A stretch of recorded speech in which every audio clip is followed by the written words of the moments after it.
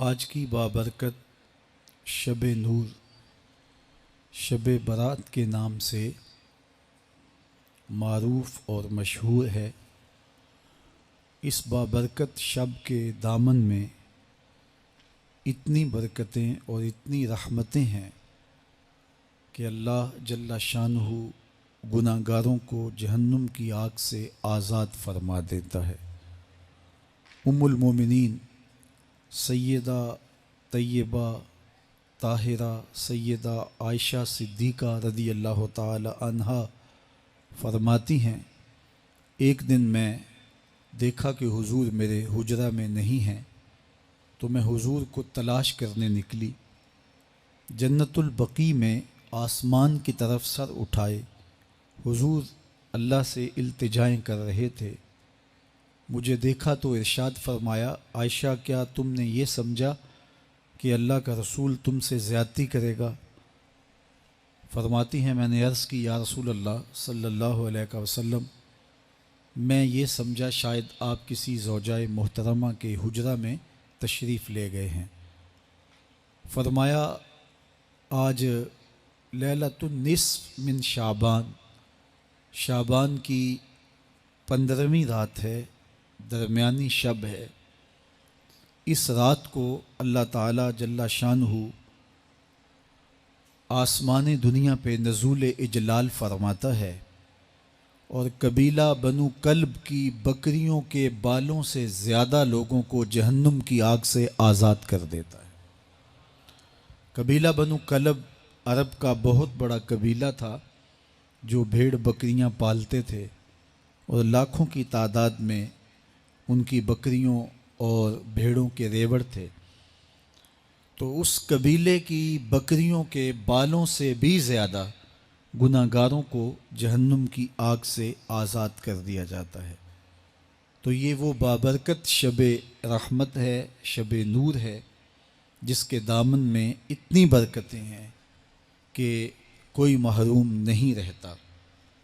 صرف وہ بد نصیب لوگ جو شرک میں مبتلا ہیں، جو سخت کینہ پرور ہیں، جو قطع رحمی کرتے ہیں، قاتل ہیں، عادی شرابی یا بدکار ہیں، انہیں اس مبارک رات میں محروم رکھا جاتا ہے، ورنہ اللہ کی رحمتوں کا عموم اس بابرکت راتوں میں اس قدر ہوتا ہے کہ کوئی گناہ گار جو اس کے حضور ہاتھ دعا کے لیے اٹھاتا ہے اور اپنا دامن پھیلا کے اس کی رحمتیں مانگتا ہے، اسے محروم نہیں رکھا جاتا، بلکہ اللہ سب گناہ گاروں کو جہنم کی آگ سے آزاد کر دیتا ہے۔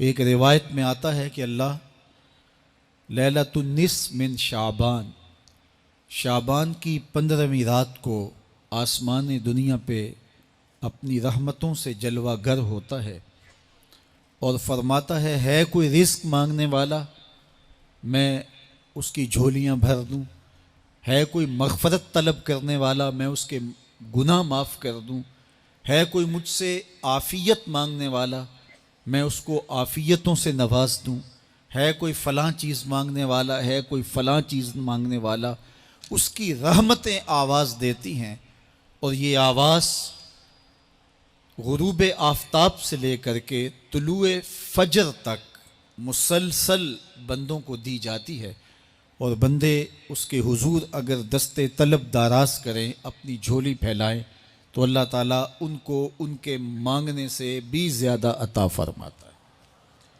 اس امت کو اللہ تعالیٰ نے اس طرح کی راتیں دے کر کے مغفرت، بخشش، غفران اور رحمتوں کی فراوانی نصیب کی ہے۔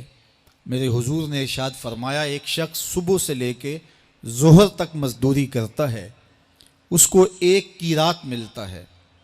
ایک ظہر سے لے کر عصر تک مزدوری کرتا ہے، اس کا وقت تھوڑا ہے لیکن اس کو بھی ایک قیراط ملتا ہے۔ اور تیسرا شخص عصر سے لے کر مغرب تک مزدوری کرتا ہے، اس کو 2 قیراط ملتے ہیں، جبکہ اس کا وقت دونوں سے کم ہے۔ فرمایا پہلی مثال یہود کی ہے، دوسری مثال نصارہ کی ہے، اور تیسری مثال میری امت کی ہے کہ اس کو تھوڑے عمل پر زیادہ ثواب دیا جاتا ہے۔ تو یہود اور نصارہ نے اس پہ برا منایا تو حضور علیہ السلام نے فرمایا کہ اللہ نے ان کے اجر میں تو کمی نہیں کی، لیکن مسلمانوں کو زیادہ اجر دے دیا، تو یہ اس کی کرم نوازی ہے۔ تو یہ تھوڑے وقت کی عبادتیں اور چند راتوں کی بیداری اور مخصوص اوقات میں اللہ کے حضور عبادت و ریاضت ایک گناہ گار کو کہاں سے کہاں تک پہنچا دیتی ہے، اس کے گناہوں کی معافی کا ذریعہ بھی بنتی ہے اور درجات کی بلندی کا سبب بھی۔ دیکھیے لیلۃ القدر ایک رات 1000 مہینے کی عبادتوں سے بہتر قرار پاتی ہے۔ اسی طرح دیگر مواقع ہیں کہ اللہ تعالیٰ اس امت کے لیے رکھے ہیں، رحمت رب بہانہ می طلب، اور یوں بھی پڑھا گیا رحمت رب بہانہ می طلب۔ اس کی رحمتیں قیمت نہیں مانگتی اور اس کی رحمتیں بہانہ تلاش کرتی ہیں، تو وہ اپنے بندوں کو بخشنے پہ آمادہ ہے اگر وہ اپنا دامن طلب پھیلائیں۔ قرآن مجید میں ایک مقام دیکھیے کتنا دل آویز ہے، فرمایا ما یفعل اللہ بعذابکم، اللہ تمہیں عذاب دے کے کیا کرے گا؟ اس کی یہ چاہت نہیں ہے کہ تمہیں عذاب میں مبتلا کرے، اس کی چاہت یہ ہے کہ تم اس کی چوکھٹ پہ آؤ، جھولی پھیلاؤ، اس سے خیرات اور رحمت مانگو، اور وہ تمہارے ماضی کے سارے گناہ معاف کر کے، ساری غلطیاں معاف کر کے تمہیں اپنی رحمتوں سے مالا مال فرما دے۔ تو وہ بندوں کو بخشنے پہ، بندوں کی مغفرت کرنے پہ آمادہ ہے اور اس کی رحمتیں بہانے تلاش کرتی ہیں۔ اللہ اکبر۔ اور دوسری جانب اس کے بندے، اس کے مملوک، اس کی مخلوق، اور مخلوق کی گناہ گار اور نیکوکار اس کی رحمتوں کے طالب ہوتے ہیں، بلکہ وہ گناہ کرنے کے بعد جب معافی مانگتے ہیں تو اللہ کو یہ معافی بہت پسند ہے۔ معافی مانگنا، اس کے حضور اپنے دامن کو پھیلانا، وہ اس کو بہت زیادہ محبوب ہے۔ انسان کی فطرت کے اندر گناہ رکھا گیا ہے۔ آگ، ہوا، مٹی، پانی، یہ ان 4 چیزوں کا مرکب ہے۔ اس کے جو عناصر ہیں اس میں کبھی اعتدال قائم نہیں رہتا اور اس سے گناہ سرزد ہو جاتے ہیں۔ گناہ کرنے کے بعد بندے کا اس گناہ پہ اصرار کرنا، اڑ جانا، ضد کرنا، توبہ نہ کرنا، اللہ کو یہ پسند نہیں۔ لیکن اگر اس سے گناہ سرزد ہو جائے تو پھر وہ توبہ کر لے تو اللہ کو یہ بہت زیادہ پسند ہے۔ جو اس سے ہو سکے نیکی وہ اللہ کے حضور پیش کرے، لیکن اس کے اندر جو شر رکھی گئی ہے، اس کے اندر جو قوتیں گناہ کی رکھی گئی ہیں، اس سے اگر اس سے گناہ سرزد ہو جائے تو پھر وہ اللہ سے توبہ کرے، اللہ کی طرف رجوع کرے، تو اللہ اس کی توبہ کو نہ صرف قبول کرتا ہے بلکہ اس کے گناہوں کو معاف کرتا ہے اور گناہوں کو بدل کے نیکیوں میں تبدیل کر دیتا ہے۔ جب گناہ نیکیوں میں تبدیل ہو گئے تو جتنا بڑا گناہ گار تھا اتنا بڑا نیکوکار ہو گیا۔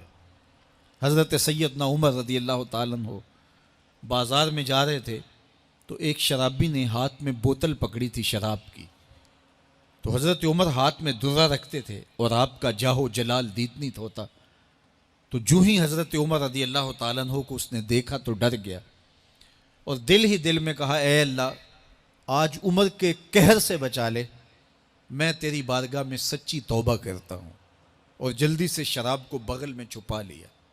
اتنے میں حضرت عمر سر پہ پہنچ گئے اور گرج کر کڑک کے کہا کہ یہ تیری بغل میں کیا ہے؟ چونکہ اس کو بوتل چھپاتے دیکھا تھا تو وہ ڈر گیا اور ڈرتے ڈرتے کہنے لگا حضرت یہ سرکہ ہے۔ اب تھی تو شراب، لیکن ڈرتے ہوئے بولا حضرت سرکہ ہے۔ تو حضرت عمر نے کہا نکال۔ جب نکالا تو شراب نہیں تھی، واقعی سرکہ بن چکا تھا۔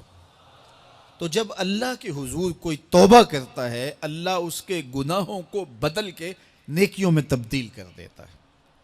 حدیث پاک میں آتا ہے کہ قیامت کے دن اللہ ایک شخص کو کہے گا کہ اپنا نامہ اعمال پڑھ، تو وہ نامہ اعمال پڑھنے لگ جائے گا، تو نامہ اعمال کے اندر چھوٹے گناہ بھی ہوں گے، بڑے گناہ بھی ہوں گے، تو اللہ سے حیا کرتے ہوئے، شرم کرتے ہوئے وہ بڑے بڑے گناہوں کو چھوڑتا جائے گا اور چھوٹے چھوٹے گناہوں کو پڑھتا رہے گا۔ جب وہ سارے گناہ پڑھ چکے گا اور کتاب ختم ہوگی تو اللہ تعالیٰ اسے فرمائے گا، میرے بندے تو نے یہ جتنے گناہ پڑھے ہیں میں نے سب کو بدل کے نیکیوں میں تبدیل کر دیا۔ تو بندہ کہے گا، اللہ ابھی تو میرے بڑے بڑے گناہ رہتے ہیں جو میں نے پڑھے ہی نہیں۔ فَضَحِكَ النَّبِيُّ حَتَّى بَدَتْ أَنْيَابُهُ، حضور جب یہ بیان فرما رہے تھے تو حضور اتنا مسکرائے کہ صحابہ نے حضور کی داڑھیں دیکھ لی۔ تو پہلے وہ بڑے بڑے گناہ چھوڑے جا رہا تھا، لیکن جب اللہ فرمائے گا کہ میں تیرے گناہوں کو بدل کے نیکیوں میں تبدیل کر دیا، تو وہ کہے گا ابھی تو بڑے بڑے گناہ رہتے ہیں جو میں نے ابھی پڑھے ہی نہیں۔ تو جب کوئی بندہ اس کے حضور توبہ کرتا ہے، اللہ یہ نہیں دیکھتا اس نے گناہ کتنے کیے ہیں، یہ دیکھتا ہے بندہ آیا میری چوکھٹ پہ ہے تو اللہ اس کے پچھلے سارے گناہ معاف فرما دیتا ہے۔